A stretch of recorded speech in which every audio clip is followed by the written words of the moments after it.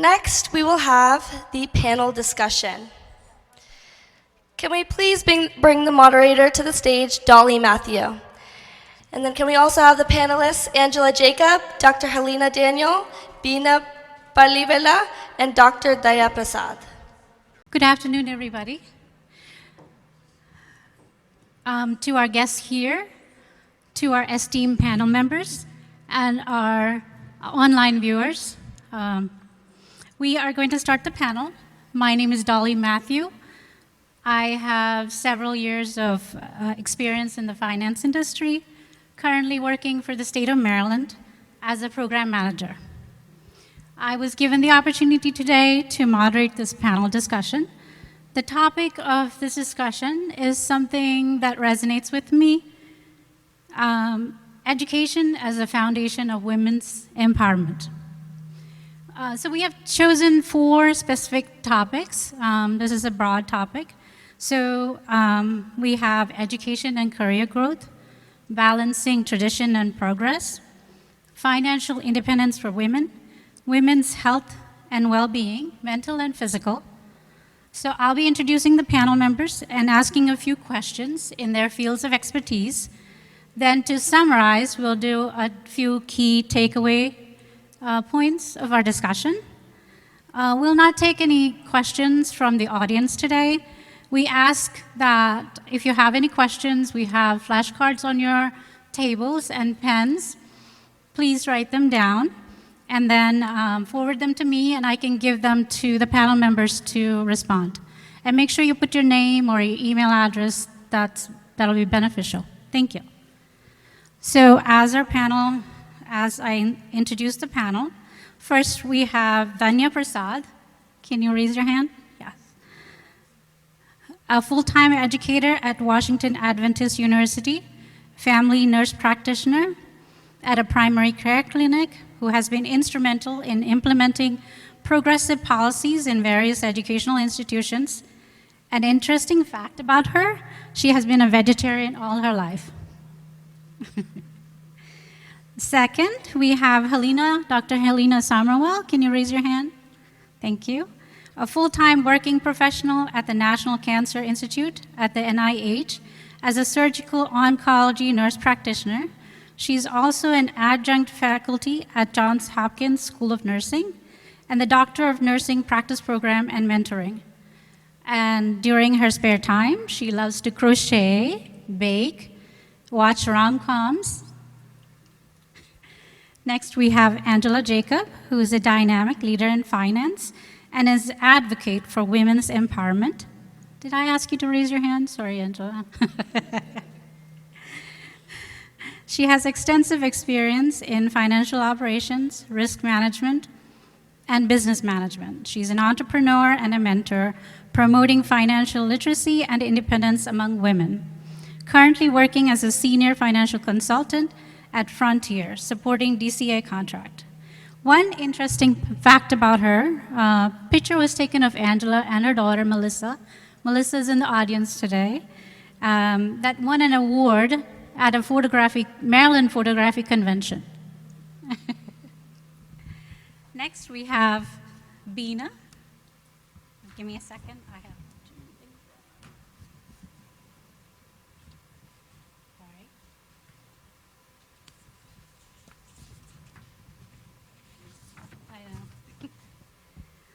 Mrs. Bina Palavelli, raise your hand, please. Thank you.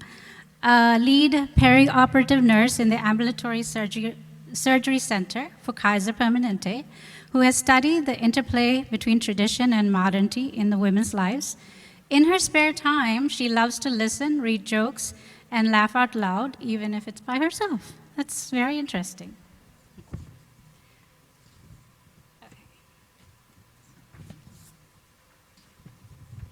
All right, to start a discussion, I am going to choose Helena or Dr. Helena. So the first question I have for you, how can Indian women in the U.S. access higher education, excel in their professional fields despite of cultural expectations? Thank you for that question, Dolly.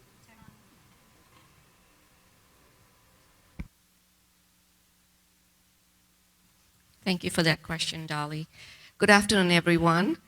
So I want to say this is what 40 years of friendship does to you. You get yourself into situations that you did not expect. So I've known Nina Epen for about 40 years, so thank you, Nina, for this opportunity as well.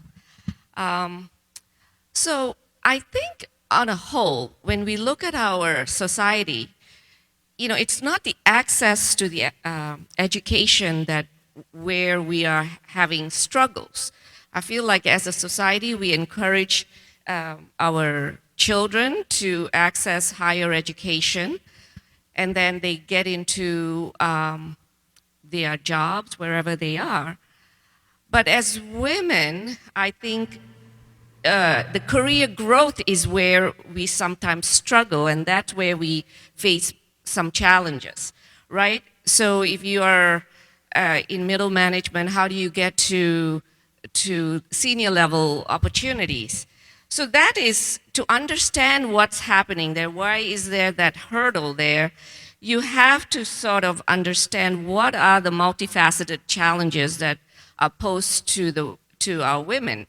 And as I was looking at our young girls, sitting over there, and I have a daughter myself, I think of what are some things that I want to pass on to them. But before we get there, we need to understand what are these challenges. So, we are aware that there are some factors that either enable or impede, right? So we know there are gender gap in several industries. We know there are some underrepresentation in some leadership positions. Work-life balance and family responsibilities. And then there's also lack of mentorship and networking, right? So these are all things that we already know are out there, and as the councilwoman alluded to as well, and thank you for highlighting some of these challenges.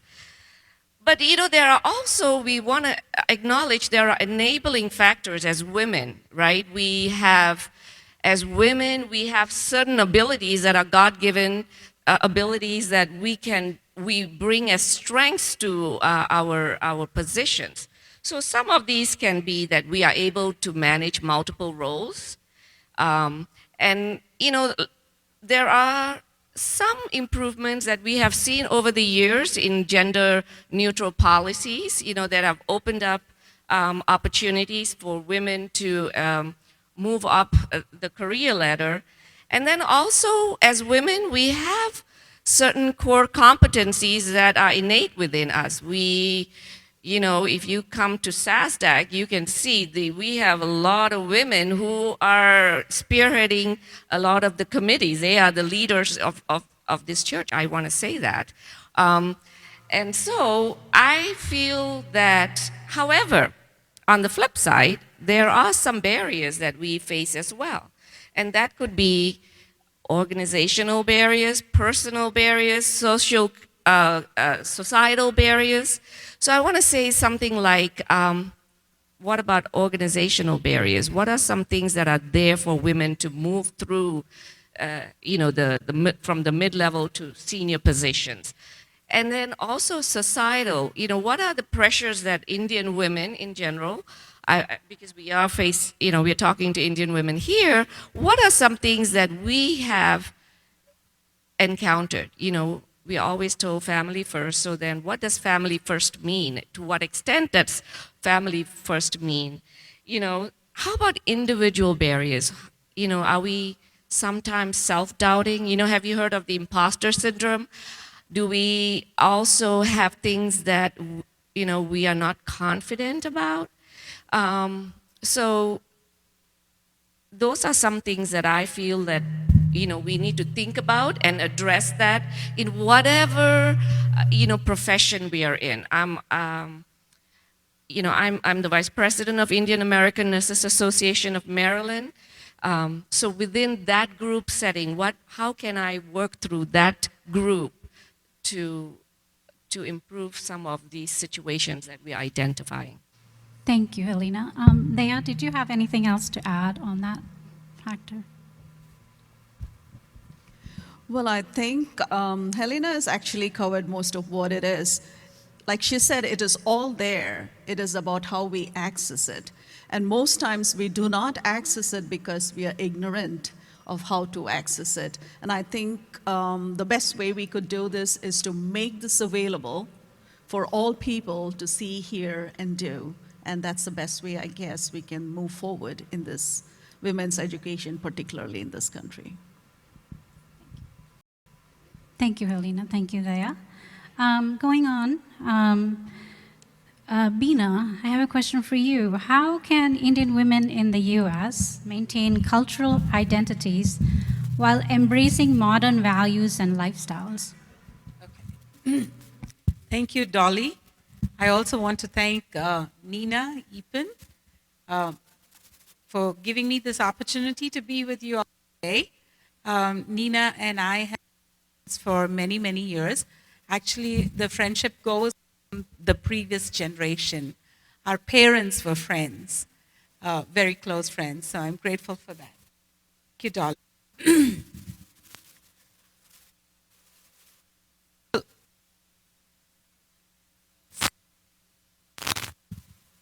How to maintain your cultural identity in the US. Now, for eons, women have been doing the balancing act. And I don't think it's very difficult for us to be able to maintain our cultural identity in the US. Identity is something that doesn't change. Identity is something you always are. Culture, on the other hand, evolves. Culture does not have a clear boundary. There are many things, cultural practices, that we adopt from other cultures. There are many cultural practices that exist, but we do not take it as part of our lifestyle. So being Indian nurses or Indian women, I said nurses because I'm a nurse, but being Indian women in the US, my identity is I'm an American woman with an Indian background, and that is my culture. That's my identity. But when it comes to cultural practices, I take from my culture, my rich heritage, what I want to value and practice. So if you do not have an understanding of what your culture is, you will not know what makes sense to practice in your life. And lifestyle keeps changing as well. So I think you pick and choose. You first understand what your culture is, what is most important to you, and you practice that in your family, in your lifestyle. I can give you one quick example. For example, in the Indian culture, we revere our elders. We treat them with utmost respect. I would love to hold on to that cultural practice and use it in my everyday life to maintain my cultural heritage, even though I'm American. Thank you, Bina. Anju, do you have anything to add to that? Sure. Just to add on to that, I know that being Malayali is something that I was raised to be proud of. Something that my dad told me that we never forget where we came from. But that was balanced with my mom, who came to America to help her family through her nursing career. She told me to remember that I'm an American as well. So I always had the support of both of my parents in knowing my heritage is with me in growing up in this country. So for me, it's realizing that it doesn't have to be restrictive and that you can pick and choose what you need to bring forward. I thought I would be raising a lot more of the culture with my children, but then balancing career and a lot of different family priorities made me realize that I had to maybe pull back a little bit. So at that time, so just know that whatever time you're at, choose what you can and grow in that way. Thank you. Next question. Just add to Yeah, that too. sure. I think that sort of also is kind of keeping with what I was saying, that there are times in your life, you step back and do what you need to do, but then you want to move forward. One of the important things to keep in mind, especially if you are a first generation person moving here, is to don't isolate yourself, learn communication skills, have a support network, and learn some skills to move yourself forward. Integrating is very important to the culture here. Thank you. Next, Angela, I have a question for you. What are your unique challenges faced by Indian women in America in achieving their financial independence? So speaking directly to our Malayali women community that actually came to this country, many of them came into the healthcare industry. So they came to help their families and to grow their own families here. So a lot of women worked many, many jobs working. They had support of their husbands, many did not. So for me, it's about now not just about earning. Many women may have a checking account, maybe a savings account, but now it's about them thinking about what do they have access to beyond that. Can you invest? Do you have access to maybe investing in a mutual fund company where you have a little bit more growth? You have access to retirement plans. Does your employer provide you a retirement plan? A lot of employers match. Can you contribute where you're gaining money that you're not putting in? For those who don't have access to an employer retirement plan, there are things in the US that you can contribute to, like Roths and traditional IRAs.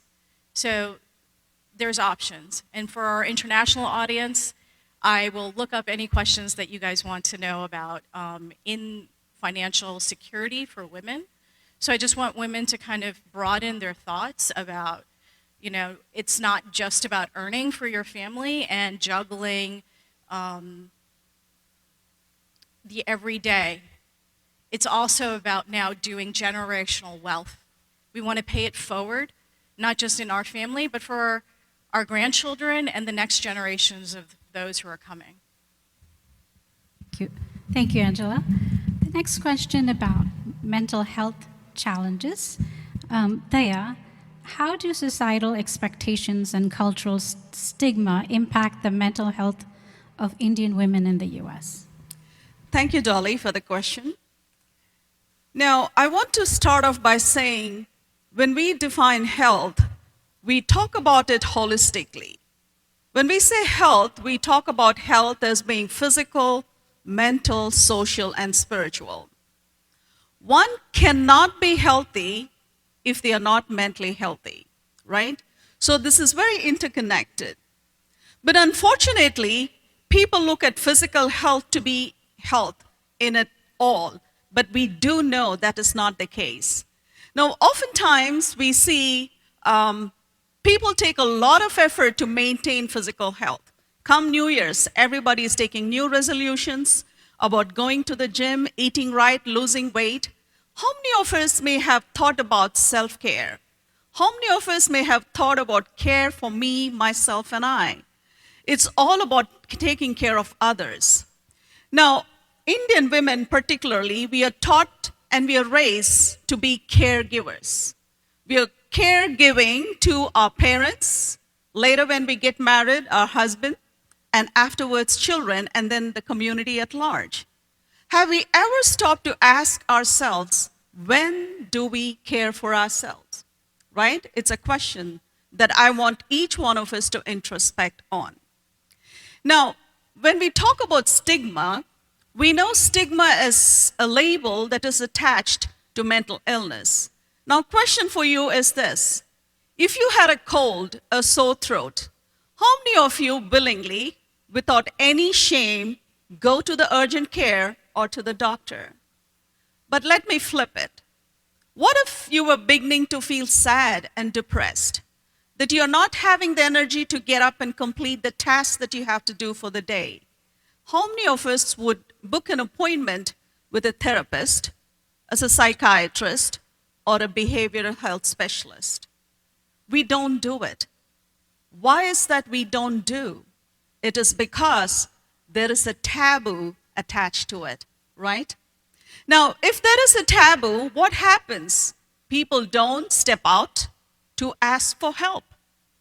And the families would hide them away from society because it is a shame to declare that they have a child or a person in the family that is mentally ill. Long story short, people end up not getting the benefit of treatment that could have actually fixed the problem. But unfortunately today, Dolly, that is not the case. And I think we have a long, long way to go. I just want to give you a few statistics here. Suicide rate is an all-time high all around the world. But the highest rate of suicide, unfortunately, comes from India. When we compare it to UK and US, our suicide rate is double. And that is so unfortunate. Women, thankfully, we attempt quite a few suicides, but men end up being successful in completing the suicides.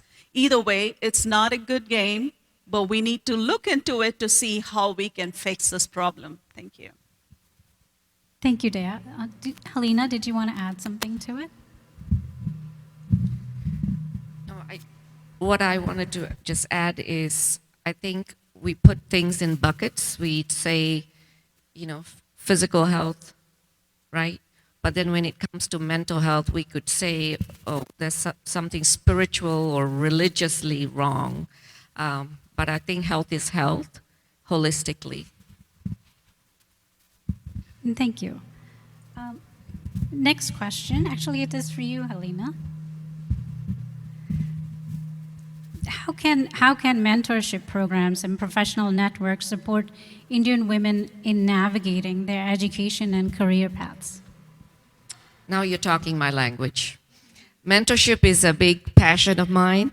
And throughout my career, I have, as a nurse, and I'm now a nurse practitioner, and as a faculty member, I do a lot of mentoring of students and nurses alike.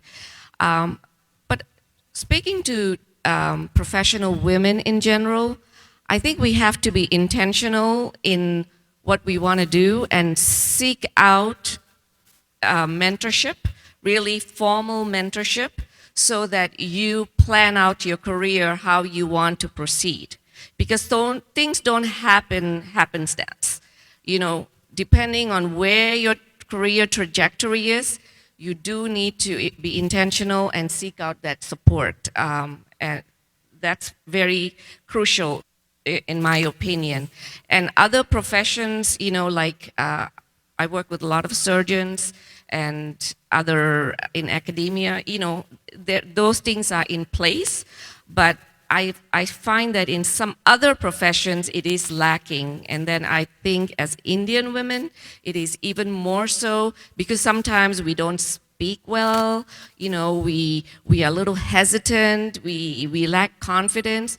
So I think if we, whatever it is that we are lacking, I think we need to seek help to develop that, because we will have the skills, but nobody's going to know anything unless you speak up, you communicate, and not shy away for things. You want to be noticed. So I am a big proponent of mentorship.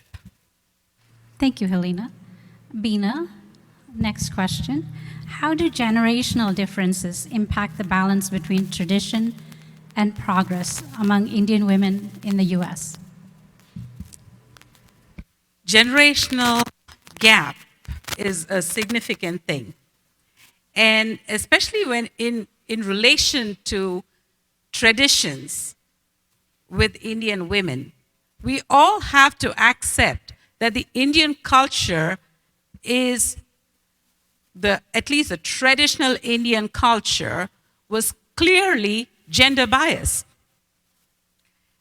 Women, drawing from what Helena said, women, we tend to